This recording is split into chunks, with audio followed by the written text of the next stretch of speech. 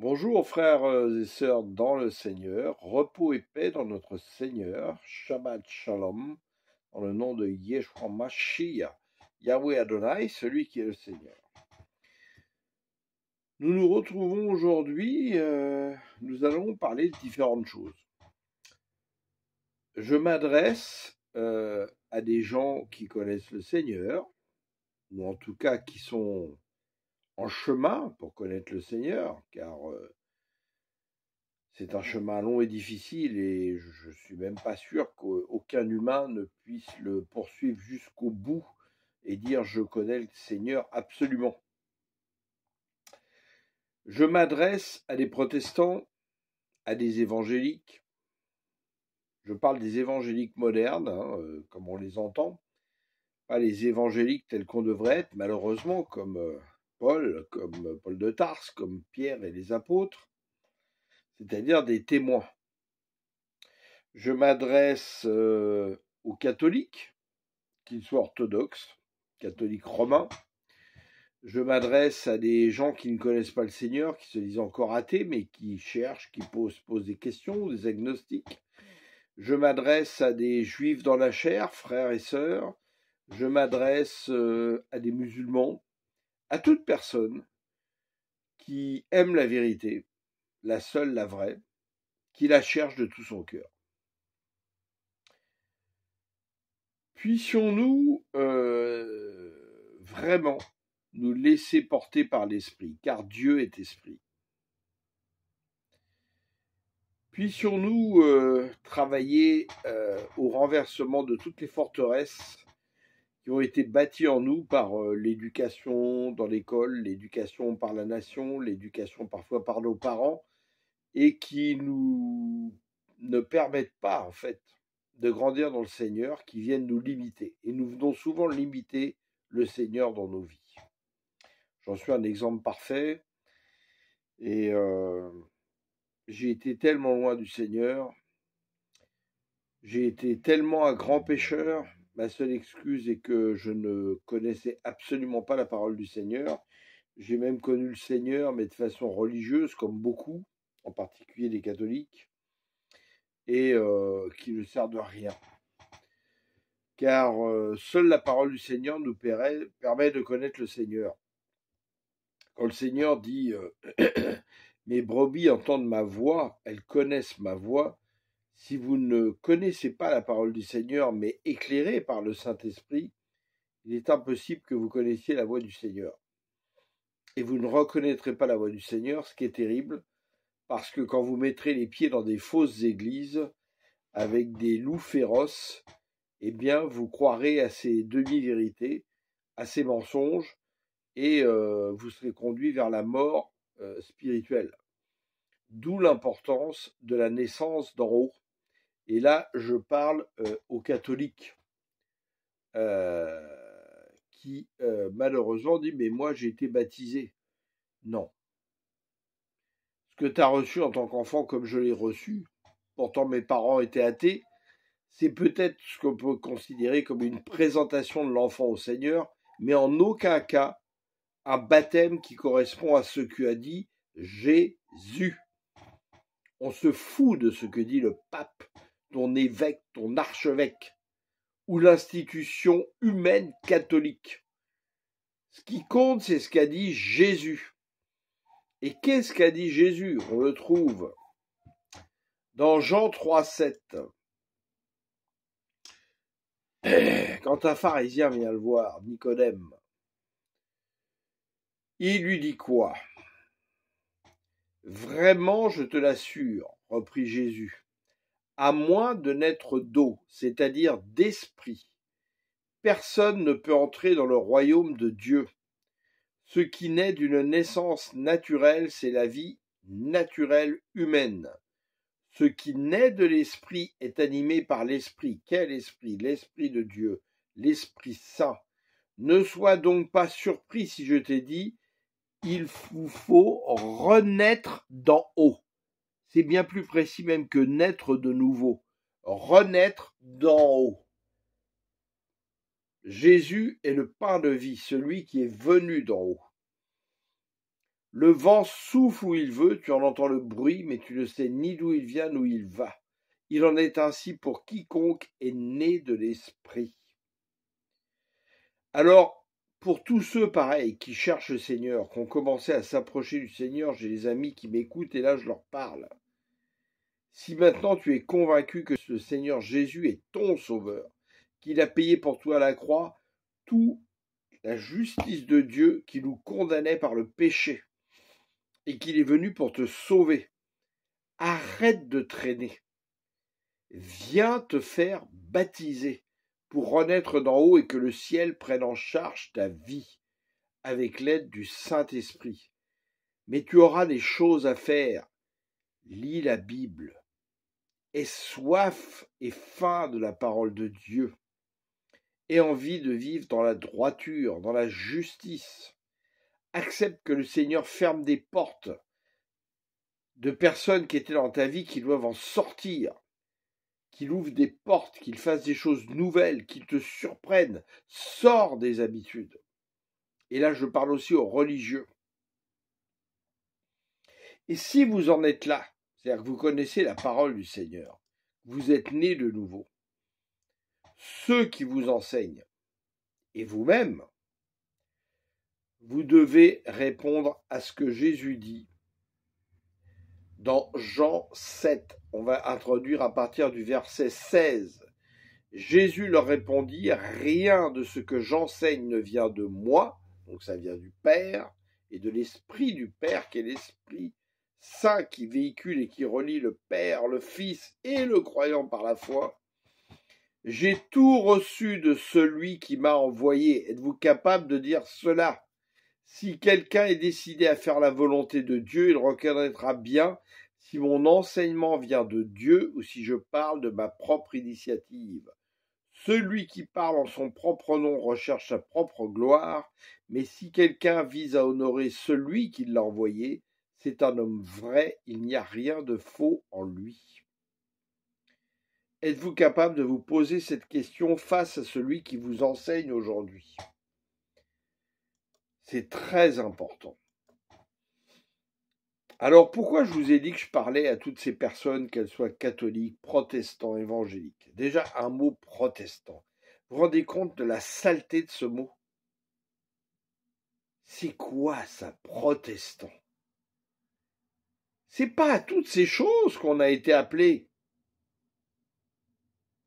Quand le Seigneur nous a prévenu qu'il allait relâcher son Saint-Esprit à la Pentecôte, qu'a-t-il dit? Vous recevrez une puissance et vous serez mes témoins pour aller témoigner de sa parole jusqu'aux confins du monde, des témoins fidèles de la saine doctrine. Or, aujourd'hui, on entend, et c'est pas d'aujourd'hui que ça a commencé, mais c'est de pire en pire, car la parole déclare le mal ne cessera de croître. Il y aura plein de gens qui feront des prodiges à cause de la puissance de Satan, 2 Thessaloniciens 2, pour égarer les gens.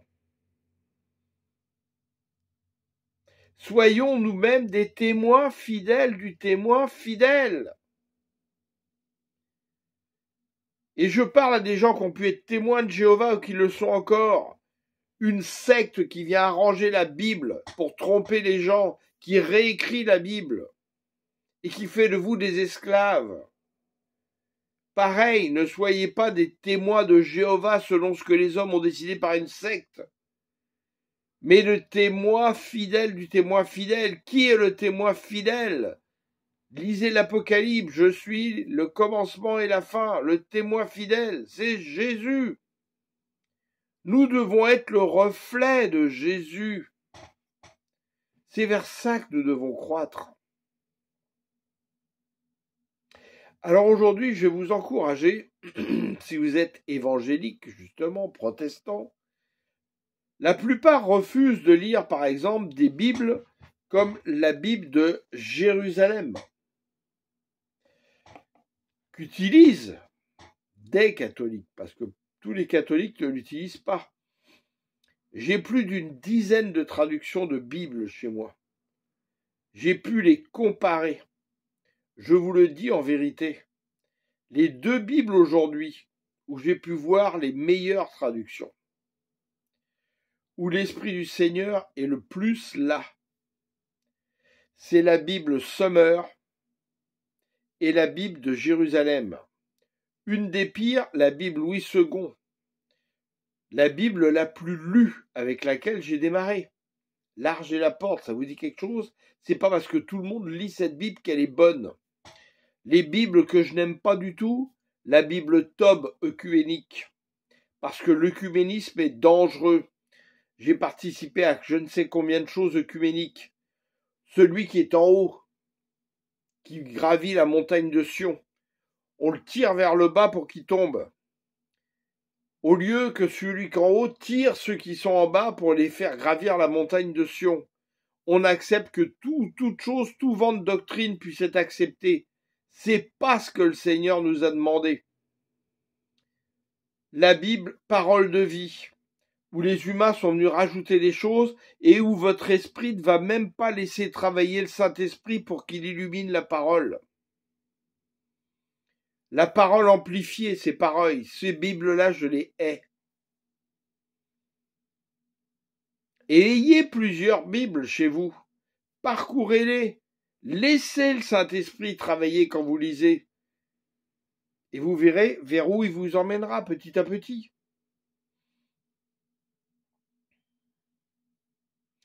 J'ai parlé à des gens pourtant que j'aime beaucoup, des pasteurs. Ah non, moi je lis pas la Bible de Jérusalem. Le canon de l'Église protestante me suffit. Insensé que tu es, insensé que vous êtes si vous parlez ainsi. Vous venez limiter le Seigneur. Il y a des merveilles dans cette Bible qui ne sont pas dans les Bibles protestantes, comme l'Ecclésiastique par exemple, comme le livre de Baruch et bien d'autres choses.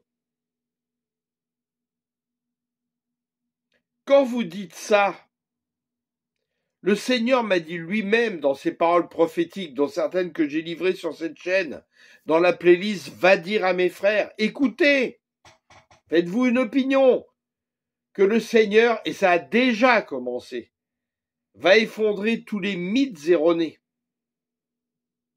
toutes les fausses doctrines. Qu'allez-vous dire à ce moment-là au Saint-Esprit? Non, moi ça m'intéresse pas ce que tu as à me dire. Vous allez blasphémer contre le Saint-Esprit? Vous voudriez crucifier le Saint-Esprit comme les religieux de l'époque ont crucifié Christ? Ça va pas être facile de crucifier un esprit. Alors vous allez vous enfermer avec la nuque raide comme les anciens Israélites et passer à côté de votre chance du salut, de grandir dans la connaissance de Christ? Mais arrêtons d'être aussi insensés, s'il vous plaît, mes frères et sœurs. Je vous en conjure dans le Seigneur. Arrêtons. Donc aujourd'hui, je voudrais juste vous lire quelques extraits, par exemple, de l'Ecclésiastique. Donc l'Ecclésiastique, ça a été écrit en 38 par un monsieur qui s'appelait Ben Sira, qui était un grand sage. Il y a des merveilles dans l'Ecclésiastique. Ce n'est pas l'Ecclésiaste, c'est l'Ecclésiastique qui n'est pas dans la Bible protestante. On vous parle de l'origine de la sagesse, la crainte de Dieu. Ça, c'est un des gros problèmes. Y a-t-il encore la crainte de Dieu dans les églises aujourd'hui? C'est le pilier premier de la foi. On va lire. La crainte du Seigneur est gloire et fierté, gaieté et couronne d'allégresse. La crainte du Seigneur réjouit le cœur, donne gaieté, joie et longue vie. La crainte du Seigneur est un don qui vient du Seigneur. De fait, elle établit sur les chemins de l'amour. Pour qui craint le Seigneur, tout finira bien au jour de sa mort, il sera béni. Le principe de la sagesse, c'est de craindre le Seigneur, et pour les fidèles, elle est créée avec eux dans le sein, S-E-I-N. Parmi les hommes, elle s'est faite un nid, fondation éternelle, et à leur race elle s'attachera fidèlement. La plénitude de la sagesse, c'est de craindre le Seigneur. Elle les enivre de ses fruits. Elle remplit toute leur maison de choses désirables et de ses produits leur grenier. Le couronnement de la sagesse, c'est la crainte du Seigneur. Elle fait fleurir bien-être et santé. Tous deux sont dons de Dieu en vue du bien-être, et pour ceux qui l'aiment, la fierté s'élargit. Elle fait pleuvoir la science et l'intelligence. Il a exalté la gloire de ceux qui la possèdent. La racine de la sagesse, c'est de craindre le Seigneur, et sa frondaison, c'est une longue vie. La crainte du Seigneur ôte les péchés. Celui qui persévère détourne toute colère. Qu'a dit le Seigneur? Celui qui persévérera jusqu'au bout sera sauvé. Et en premier, justement, dans l'Ecclésiastique, on commence par l'origine de la sagesse. Après, on parle de plein de choses. Patience, maîtrise de soi, sagesse, droiture, l'amitié, la crainte de Dieu dans l'épreuve, l'humilité, le devoir envers les parents. C'est une bénédiction, ce livre. Je vais vous lire 2-3 autres choses.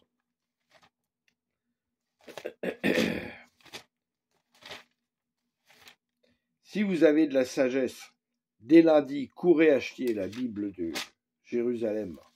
Et si vous n'avez pas la Bible Summer, commencez à lire dans plusieurs Bibles.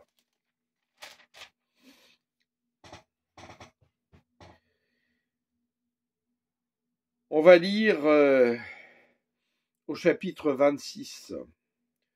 Heureux l'époux dont la femme est excellente, le nombre de ses jours sera doublé. Une femme parfaite est la joie de son mari. Il passera dans la paix toutes les années de sa vie. Vous, femmes dans le Seigneur, puissiez-vous répondre à cela. Une femme excellente est une part de choix attribuée à ceux qui craignent le Seigneur. Riches ou pauvres, leur cœur est en liesse. Ils montrent toujours un visage joyeux. Un peu plus loin au verset 13, la grâce d'une épouse fait la joie de son mari, et sa science est pour lui une force. Une femme silencieuse est don du Seigneur. Celle qui est bien élevée est sans prix. Une femme pudique est une double grâce. Celle qui est chaste est une valeur inestimable. Je rends grâce au Seigneur de m'avoir donné une femme vertueuse. Verset 16. Comme le soleil levant sur les montagnes du Seigneur, ainsi le charme d'une jolie femme dans une maison bien tenue. Une maison bien tenue, vous êtes une maison spirituelle vous-même. Une lumière brillant sur un lampadaire sacré. Ainsi la beauté d'un visage sur un corps bien planté, des colonnes d'or sur une base d'argent, ainsi de belles jambes sur des talons solides. Alléluia. On va lire un peu plus loin également.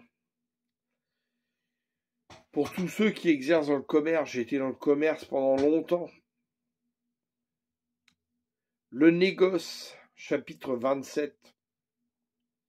Un marchand évite difficilement la faute, et le trafiquant ne saurait être sans péché. Beaucoup ont péché par amour du gain. Celui qui veut s'enrichir se montre impitoyable. Combien de fois on le voit? Combien de fois à travers toutes nos sociétés aujourd'hui, avec les gens qui ont pignon sur rue, ces sociétés multinationales qui traitent les gens comme des esclaves dans leurs magasins ou dans leur société, et qui sont milliardaires pourtant. Celui qui veut s'enrichir se montre impitoyable, un piquet s'enfonce entre deux pierres jointes, entre vente et achat, une faute s'introduit. Qui ne s'attache pas fermement à la crainte du Seigneur, sa maison sera bientôt détruite. Vous avez des choses attristantes, les secrets, les choses sur l'hypocrisie. Il y a beaucoup de choses à lire. Le prêt, les querelles, la langue, la rancune, la santé, l'éducation, les cautions, l'hospitalité, l'aumône, c'est des conseils précieux. Oh Seigneur, si j'avais pu connaître ça de ma jeunesse, mais toutes ces fautes que je n'aurais pas commises, tout ce temps perdu, cet argent perdu, dépensé en vain, ces énergies que j'ai perdues à faire n'importe quoi, à faire des choses qui t'ont déplu. Puissiez-vous écouter les conseils du Seigneur à travers des merveilles comme l'Ecclésiastique. 12-21, le vin. Combien aujourd'hui dans les églises évangéliques, on est venu interdire aux gens de boire le vin. Or, le Seigneur n'a jamais dit ça. Lisez ne serait-ce que le psaume 104 qui vous parle du pain et du vin. Le Seigneur a dit de ne pas s'enivrer, ça n'a rien à voir. Le vin est une récompense faite par le Seigneur. Le Père est le vigneron, le Fils est le cep. Comment pouvez-vous dire des choses pareilles?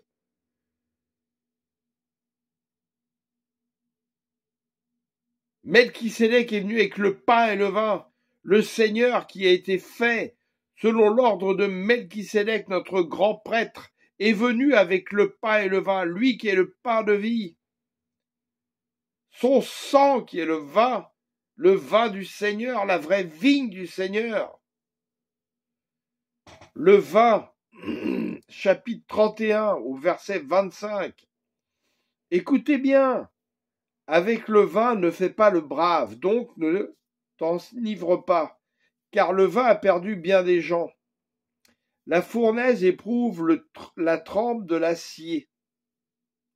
Ainsi le vin éprouve le cœur dans un tournoi de fanfarons.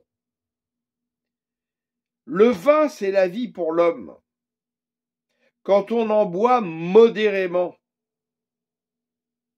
Quelle vie mène-t-on privé de vin? Écoutez bien, point d'interrogation. Il a été créé pour la joie des hommes, gaieté du cœur et joie de l'âme. Voilà le vin qu'on boit quand il faut et à sa suffisance. Alléluia! Vous arrivez aujourd'hui avec une bouteille de vin dans des églises évangéliques, on vous regarde comme si vous étiez le diable en personne. Vous venez avec ça pour justement partager, frère, le vrai partage du Seigneur, avec du vrai pain qu'on déchire, avec du vin qu'on puisse partager dans les coupes. On va vous regarder comme un diable. Et à côté de ça, on vient faire une sainte scène qui est un culte d'homme, qui n'a aucune valeur, où vous venez manger des hosties industrielles dans des petits réservoirs, où vous enlevez ça du capuchon pour boire un jus de raisin qui goûte le produit chimique. Et vous prétendez être la Sainte Seine? Mais arrêtez d'être des insensés, mon Dieu!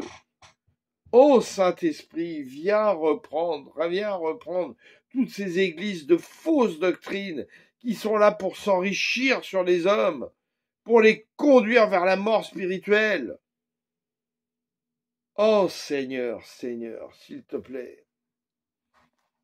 On va lire un extrait messianique du livre de Baruch, qui n'est pas dans les Bibles protestantes et évangéliques. Baruch 2, à partir du verset 12. Mais celui qui sait tout la connaît. Il a scruté par son intelligence, lui qui pour l'éternité a disposé la terre et l'a remplie de bétail, lui qui envoie la lumière, et elle part, qui la rappelle, et elle obéit en tremblant. Les étoiles brillent à leur poste joyeuses. Les appelle-t-il? Elles répondent, nous voici. Elles brillent avec joie pour leur Créateur. C'est lui qui est notre Dieu. Aucun autre ne lui est comparable. Il a creusé la voie entière de la connaissance et l'a montré à Jacob son serviteur, à Israël son bien-aimé. Puis elle est apparue sur terre et elle a vécu parmi les hommes. On parle pas de Jean 1 ici? C'est prophétique. Comment pouvez-vous passer à côté de merveilles comme ça parce qu'on vous a dit non, t'es évangélique, t'es protestant, tu dois pas lire ça? L'Ecclésiastique, par exemple, ça a été retrouvé à Qumran, où on a retrouvé plein d'écrits, dont des écrits qu'on vous a dit apocryphes. Et pourtant, l'évangile de Thomas est une merveille. Le Saint-Esprit va en témoigner lui-même. Il est un trait d'union qui manque entre Matthieu et Jean. Mais arrêtez de mettre votre confiance dans les hommes, d'obéir aux hommes. Laissez le Saint-Esprit travailler en vous. Lisez quelque chose. Voyez ce que le Saint-Esprit va vous témoigner. Relisez-le parfois une deuxième fois, une troisième fois. L'évangile de Thomas, vous verrez qu'il y a des choses qui sont dites dans les autres évangiles, mais moins édulcorées, parce que ça a été écrit en hébreu, en araméen et non pas traduit en grec. Et il y a des choses qui sont plus difficiles d'accès. Il vous faudra les méditer avec le Saint-Esprit pour les comprendre. Mais quand le Saint-Esprit va les éclairer, waouh, ça va s'illuminer en vous pour vous faire grandir dans la connaissance de Christ, le tout en tout, la plénitude de l'univers qui vit en vous par son Saint-Esprit, qui veut vivre en vous. Des personnes au XXe siècle ont déclaré le XXIe siècle sera spirituel ou ne sera pas. C'est exactement cela, car nous sommes rentrés dans une ère différente, avec justement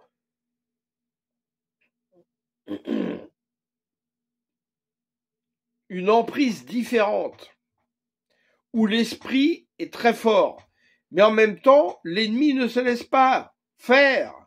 On le voit comment à travers les cérémonies sataniques qui ont été faites dans le monde entier, on a libéré des esprits trompeurs qui sont aujourd'hui là dans le monde.